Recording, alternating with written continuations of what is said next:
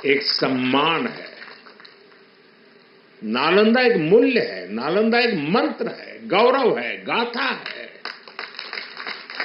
नालंदा है उद्घोष इस सत्य का कि आग की लपटों में पुस्तकें भले जल जाएं, लेकिन आग की लपटें ज्ञान को नहीं मिटा सकती।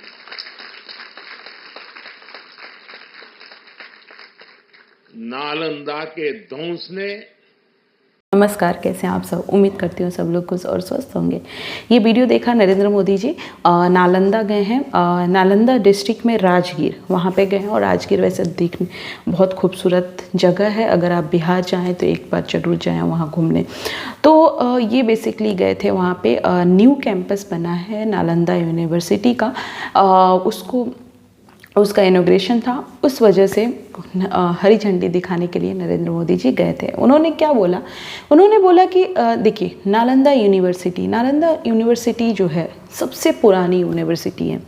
आप समझ जाइए, ऑक्सफोर्ड यूनिवर्सिटी, ऑक्सफोर्ड मैं बात कर रही हूँ, ऑक्सफोर्ड यूनिवर्सिटी से भी 500 साल पुरानी यूनिवर्सिटी है। तो आप इस चीज़ का अंदाज़ा तो ज़रूर लगा सकते हैं कि जो हमारा देश भारत है वो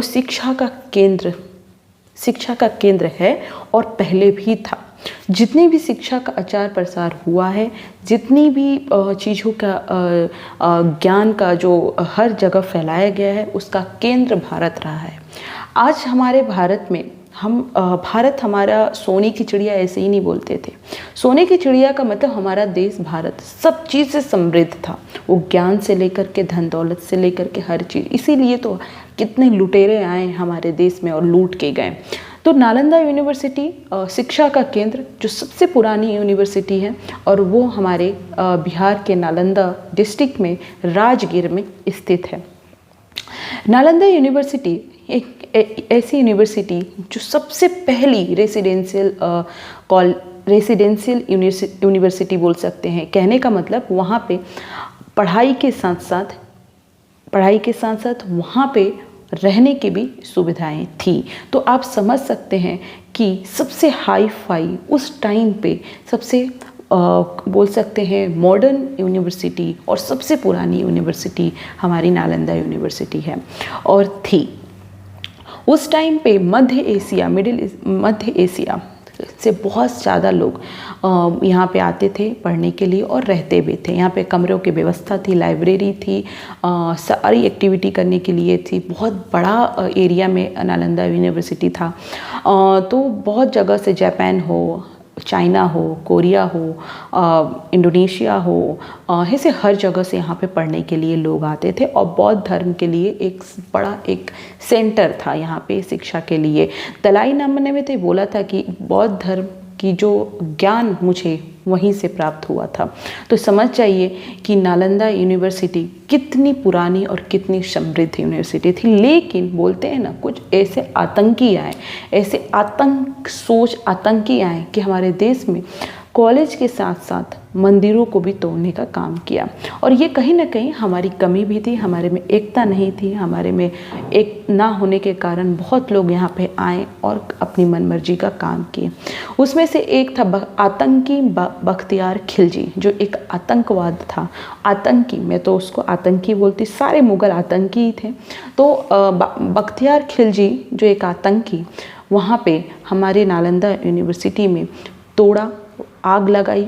और आप समझ सकते हैं जिस लाइब्रेरी में उसने आग लगाई थी वो 3 महीने तक वो किताबें जली थी। तो सब समझ जाइए कि वहाँ पे कितनी किताबें होंगी। और उसमें बख्तियार खिलजी ने आग लगा दिया। इसी पे नरेंद्र मोदी जी बोले कि आप किताबों को तो आग लगा सकते हैं लेकिन ज्ञान को तो नहीं। आपने किताबों को लगा दिया लेकिन जो हमारे अंदर का ज्ञान है उस पे तो आग नहीं लगा सकते। तो ये उन्होंने स्टेटमेंट दिया। और वो ये बख्तियार खिलजी था जिसने हमारी लाइब्रेरी में सारी किताबें नालंदा यूनिवर्सिटी में थी उसको जला दिया था।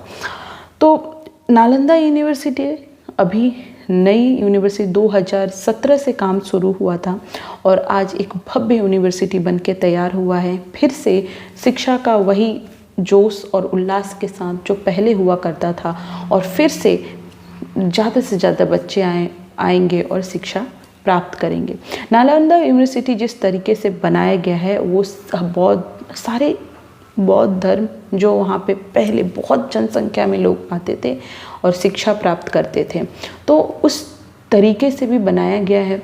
नालंदा यूनिवर्सिटी का जो मैं बोल सकती हूँ कि जिस दौर में ये यूनिवर्सिटी थी उस टाइम पे शिक्षा भी बहुत सारी कंट्री में था ही नहीं, लेकिन हमारा देश भारत शिक्षा का हब हुआ करता था।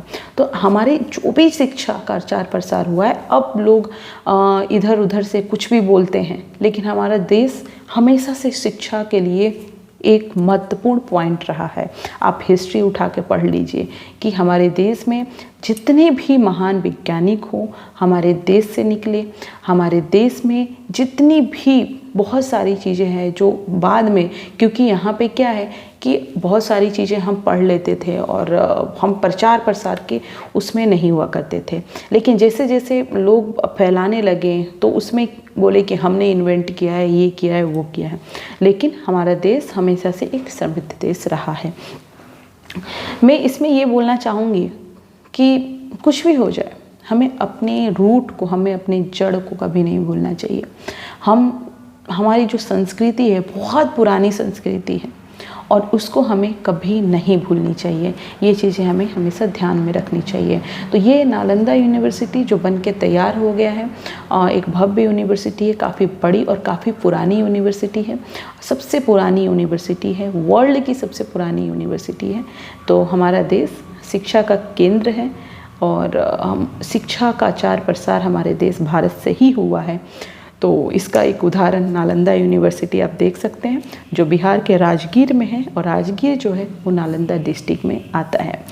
तो आप इसमें क्या कहेंगे कि जितने मुग़ल आए उन्होंने मंदिर तोड़ा, हमारे जितनी भी हमारी संस्कृति और धरोहर थी उसको तोड़ा, लेकिन बोलते हैं ना सत्य जो होता है वो कभी हारता नहीं है, और सत्य को आप कितना भी मिटा लो, कितना भी, वो कभी ख़त्म नहीं होता है। और यही आतंकी यहाँ आए, कोशिश किए, लेकिन सत्य हमेशा सत्य होता है और अडिग होता है और खड़ा होकर के हमेशा बना रहता है।